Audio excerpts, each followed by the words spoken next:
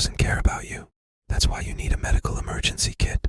It contains life-saving medications like ivermectin, Z-Pak, and antibiotics. Stock them before they block them. I'm David Cross, and you may know me from my election integrity work, but I also own U.S. Asset Management, an investment advisory practice. I've been an advisor for nearly 30 years, and one of the questions I get asked most frequently is, do I have enough money relative to other people my age? And while that's an interesting question, it's also the wrong question. The right question is do you have enough money to sustain your lifestyle for the rest of your life? This is a question you should know the answer to. This is what we do. Check us out at us-am.com and look for our big proud American Eagle logo.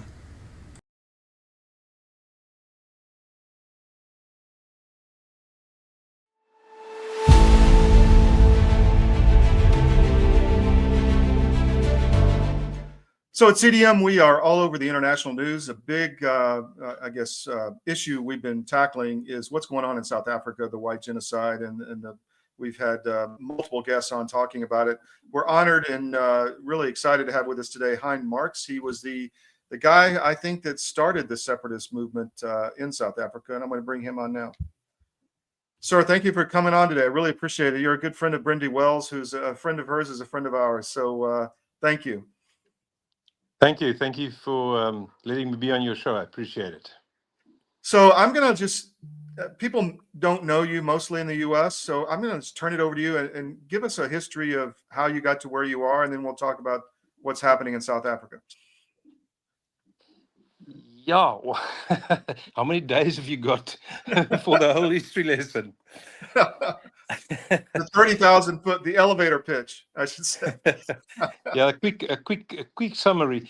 Well, basically, as we know, in 1994 we had the elections in which the ANC took control of the country, took over a very successful economically, but also well-run country then, and Is he frozen on us, Bill? Apartheid.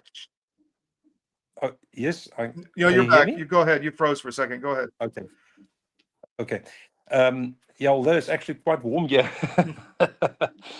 After 30 years, apartheid, which most people never really understood, and we're not going to go into the semantics of that now, was actually declared a crime against humanity. Mm-hmm. What was it based on? It was based on the laws. There were 11 laws up until 1994 that excluded the black and colored population from certain areas and certain places, to do certain things. There were 11 laws. Then in 1994, everybody, and I'm talking about literally, I can't say everybody, but 99% of all people, and now I'm talking about the white people of then, thought, wow, we're going into a new era where everybody's going to be happy because everything is open and fair for everybody. Mm-hmm. Now we're sitting 30 years later, and this is exactly, and I don't think Mr. Donald Trump will differ from me on this. This is the reason why he actually reacted. Now we're sitting with 140 laws that excludes the whites from a lot of things. Mm-hmm. So now the question arises, isn't that exactly reversed apartheid? Yes, of course it is. Of course it is. And 14 years ago, I started, seeing obviously that, this is not very positive. This is not going to end very positive the way it's going on. And I started this movement where I said, guys, let's use the law. And which laws was I was talking about international law, but I'm also talking about South African constitution, because you can't go against your South African constitution. And in terms of going against your own law, that's exactly what happened in Spain when those guys were put in jail because they wanted secession, but it was against their constitution. Mm-hmm. They followed international law, but they went against their own their own constitution. So they went to jail. And in our case, we couldn't. So I said, well, I'm going to start the movement to have self-determination through a process of secession. Well, in the beginning, everybody, including the guys that just visited you in New York, of which the news is full about, were all totally against what I'm saying. Interesting. I started the whole movement, and today everybody's talking about either secession or self-determination. But I mean, you can't get secession without self-determination. Well, there is one other way, but I mean, that's not the way we want to go. And that is the age-old way of conquering it through basically either terrorism or a war. But the joke is, this is where we're sitting now, 14 years later, and a lot of people now have seen that is the only way to go. That's the only way to do it. In fact, in South Africa, if you talk to a lot of blacks, and guys, I don't understand your politics on ground level in America. I do understand your general politics because I watch it all the time. But on ground level, I don't. So please, if I say something that's perhaps not acceptable for your specific situations, in our situation, I'm very careful not to say something that won't be acceptable in South Africa. So my apologies if I would say something. So if I talk about blacks and whites, I'm using the terms and terminology that we are used to and can and do use in South Africa. And I'm talking about the whites as well as the blacks. Sure. So there's a lot of blacks in South Africa, a lot. And it's becoming more and more that will actually tell you, hey, it was actually much better under apartheid than it is under the ANC. Now, also, we mustn't forget that the ANC was, from America's point of view, classified, well, not only from America, even from our side, from a lot of people, countries' points of view, classified as a terrorist organization. Now you've got to start understanding, if they were classified as a terrorist organization, a country like America won't classify an organization as a terrorist organization for no reason. This is the African National Congress, which is in power now, and we just played a clip at the beginning of the show of your president saying it's time for an armed conflict in South Africa. Essentially, I'm sure you've seen the video, but absolutely. So absolutely. Before you go on, tell us a little bit about the white genocide. People don't know what's going on in South Africa against the Boers, against the Afrikaners. Can you just talk about that? What's happening from your point of view? Okay. Again, I would be very careful to use the word a white genocide, because a genocide, the way we in Africa understand a genocide, is the way that other African countries go on and do their things as a total genocide against certain groups. And that's not true. It's not a white genocide. That's not true. But there's a definite total thing since day one against the whites in South Africa. Since day one. If I say day one, I'm talking about the 24th of April, 1994. The whites have been excluded from literally everything in South Africa when it comes to either jobs or contracts where the government is directly or indirectly involved in. In fact, it goes much further than that. That they've got laws where you've got to have 51%. Listen to my words. Me, as a businessman, I must have 51% partnership from a black. Well, I'm sorry to say, but I can't have 51% partner as a business. Then I don't have anything. Then I am the minority shareholder. Yeah. So if you start a business, you have to have a majority shareholder who's not you. As a black. Yeah. And I mean, this is the kind of stuff that they started. Now, the end of last year, they started a new law again that farmers with a turnover of I would round it off around $500,000 American dollars, annual turnover of $500,000 American dollars, and they are not this is this 51% black owned, Mhm. BEE, that's what they call it, black economic empowerment, may not export anymore. Hmm. Now, I mean, where's the logic in that?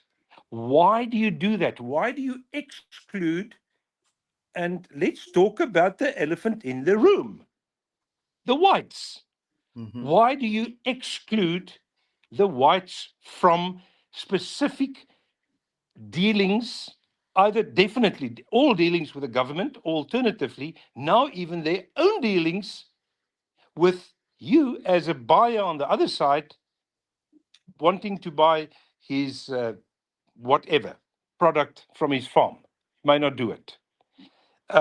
Again, I'm saying that is absolute 100% reversed apartheid.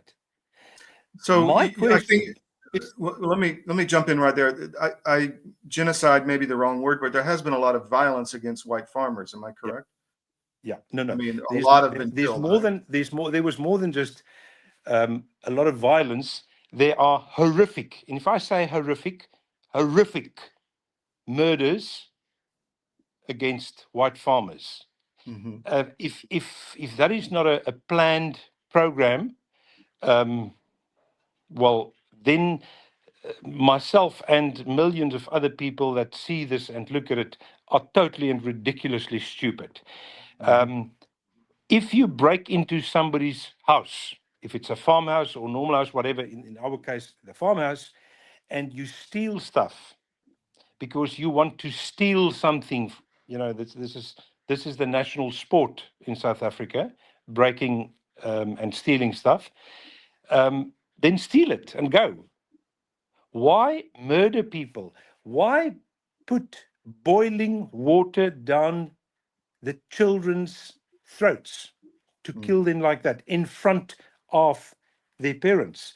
Why rape and torture the woman? I'm not talking about 1 and 2 cases. We're talking about thousands and thousands of cases. Hmm.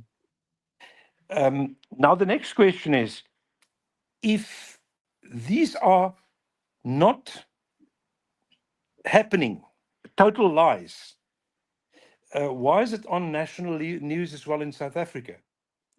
But then, this same president, you said earlier, your president, I'm sorry to say, he's not my president. I didn't vote Hmm. for him and I will never vote for him. Okay.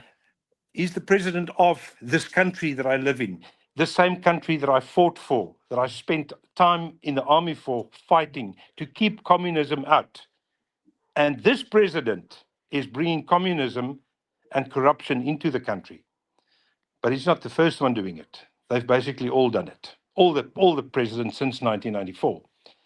The question is, in terms of these murders, why does he blatantly lie? And he's done it a couple of times on international forums and saying that is not true. There are no farm murders in South Africa. Well, you can find it Is on the that internet. It's pretty obviously that's not true. Yeah, it's pretty well, obvious it's that's a lie. absolute Yeah, blatant lies. Yeah.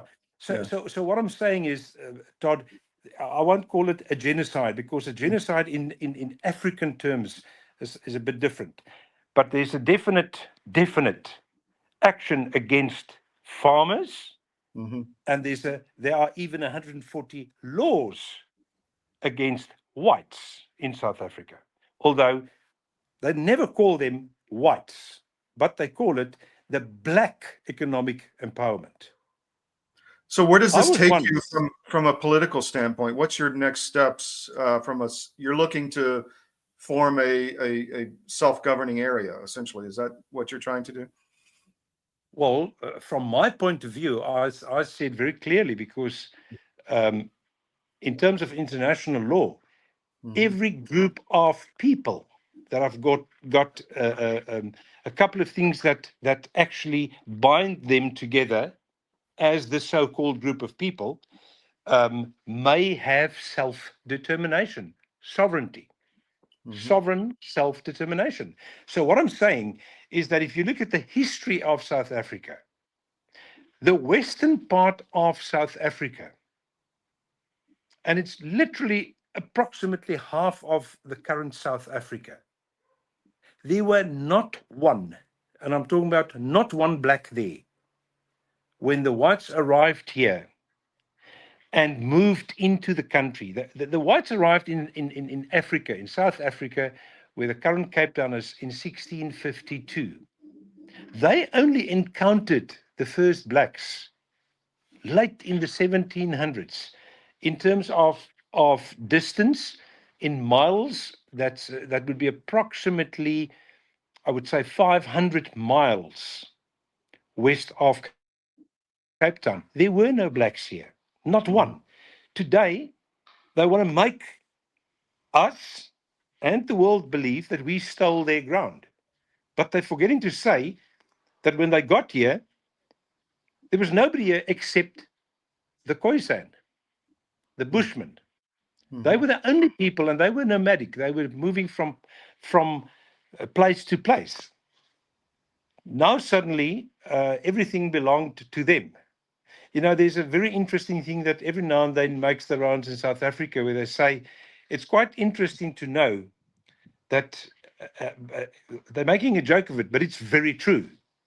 If you ask 90% of the blacks today who their fathers are, they won't know.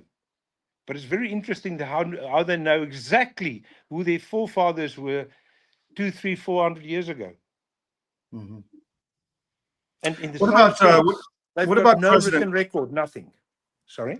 Well, President Trump has offered refugee status to South Africans. How's that being received to white farmers in South Africa? How's that being received in country?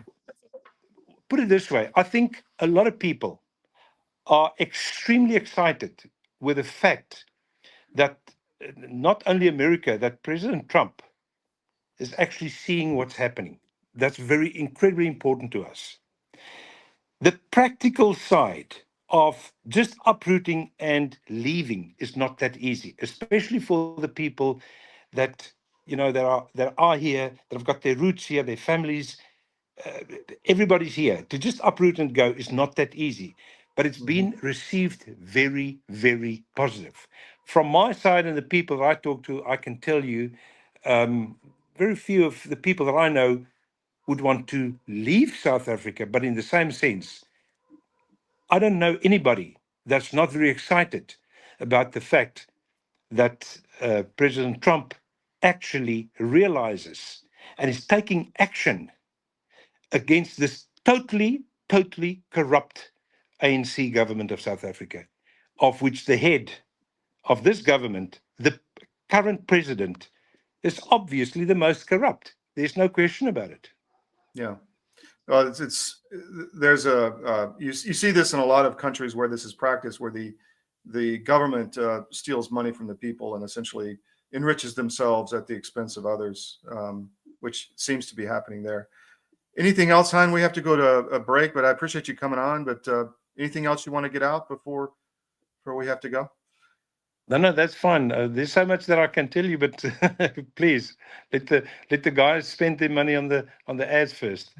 Well, we'll have you back. So I really appreciate it. You're coming on, and we'll have you back down the road because this is a story we want to stay on. So thank you very much. Pleasure. Thank you. Take care. Thank you, Todd.